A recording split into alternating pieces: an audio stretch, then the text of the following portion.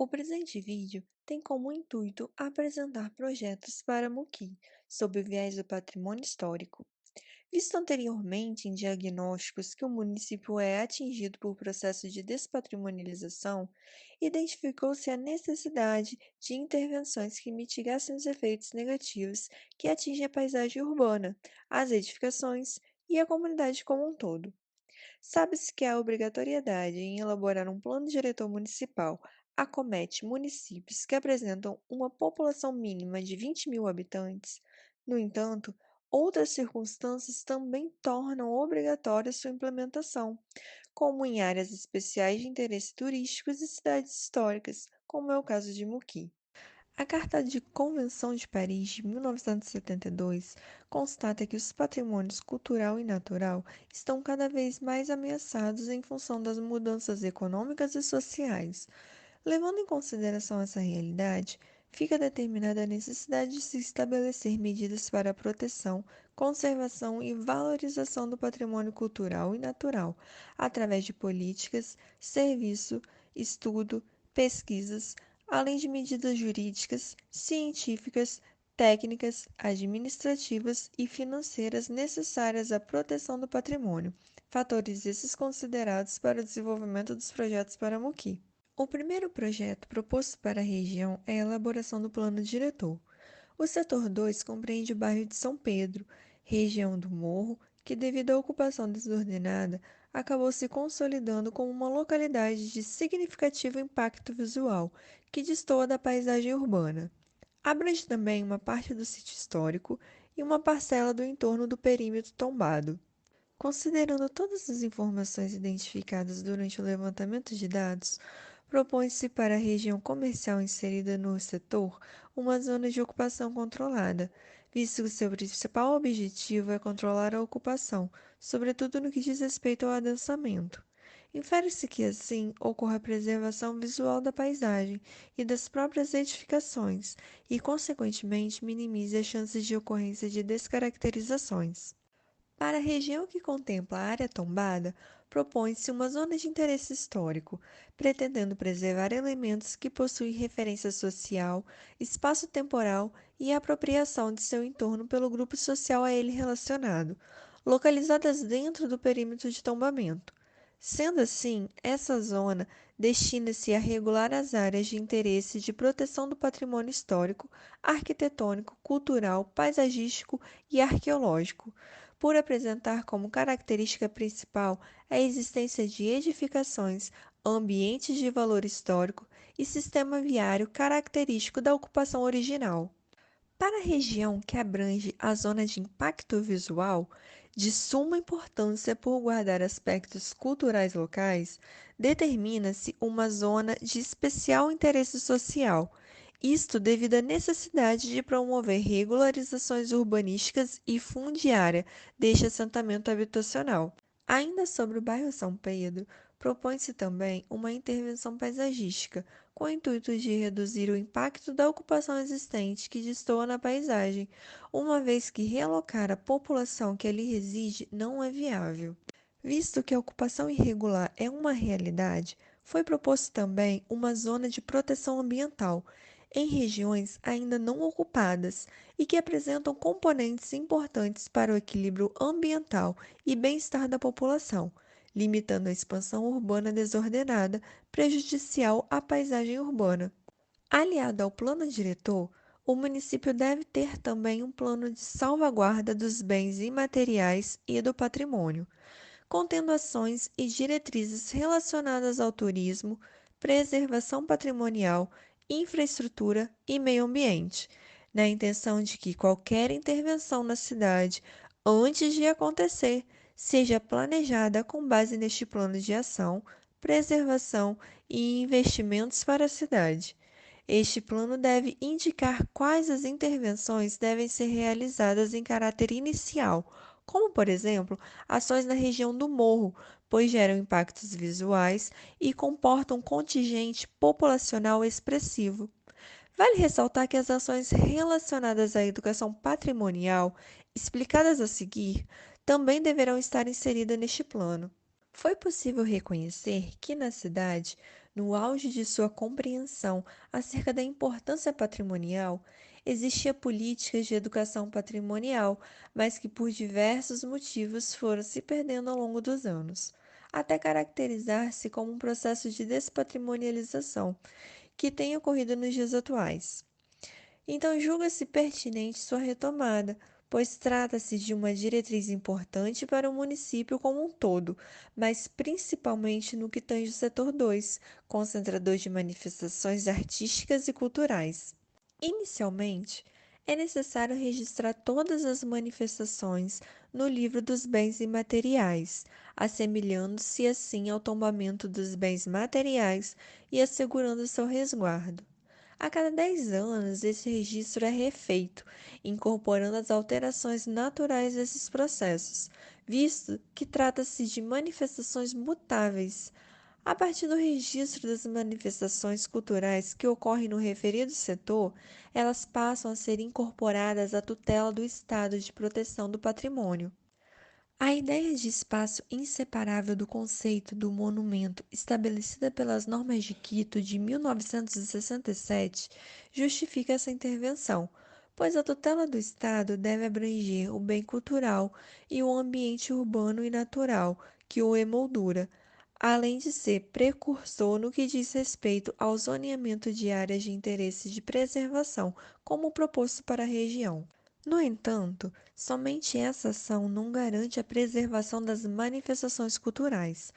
pois ainda continuará existindo distanciamento entre a comunidade e a tutela, sendo então essencial os programas de educação patrimonial, para que essa aproximação ocorra de modo a estreitar os vínculos entre a população local e o patrimônio material e imaterial. A Declaração de Amsterdã de 1975 expressa a necessidade de inserção da população no processo de preservação,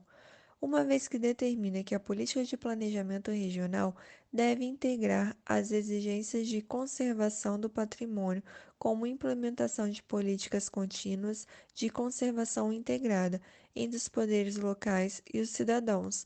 mediante a educação de jovens, utilização de mídias, integração do patrimônio à vida social que, dentre outros aspectos, foram elementos norteadores ao desenvolvimento projetual para Muqui. Portanto, é fundamental que este processo se retome e inicie ainda na educação infantil, em todas as escolas do município.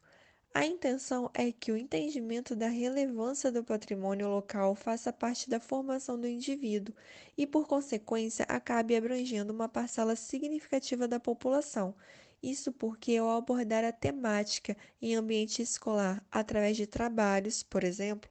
é possível atingir também os pais, avós e tios das crianças, os quais detêm a maior conhecimento no que se refere à história local. Além disso, a criação de um canal no YouTube para divulgar as histórias de Muki, livros e coletâneas musicais infantis são outros instrumentos que podem ser utilizados para popularizar os aspectos e manifestações culturais locais, em especial ao Boi Pintadinho e à Folia de Reis, em decorrência de sua maior visibilidade. Dessa maneira, o registro dos saberes torna-se um documento popular. É necessário também que a Secretaria de Cultura e Turismo desenvolva programas voltados ao treinamento de pessoal,